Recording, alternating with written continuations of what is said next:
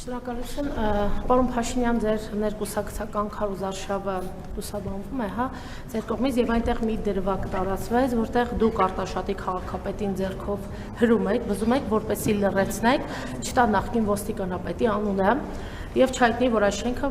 պատկանում է Արամ Հովհաննիսյանին։ Ինչու եք փորձում լռեցնել։ Սա արդյոք մենք ընկալենք որպես լռեցման փորձ Արամ Հովհաննիսյանի անունը չտալու համար։ Եվ արդյոք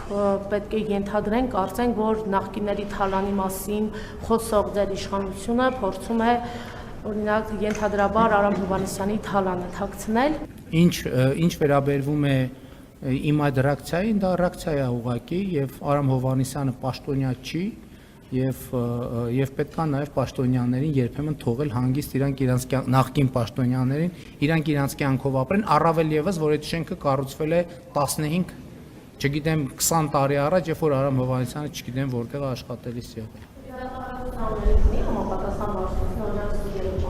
Գիտեք ինչ, ես դատախազության անելիքները չեմ որոշում ու կանխորոշում։ Դատախազություն ընդհանրապես բոլոր պետական մարմինները պարտավոր են իրենց անելիքը անել։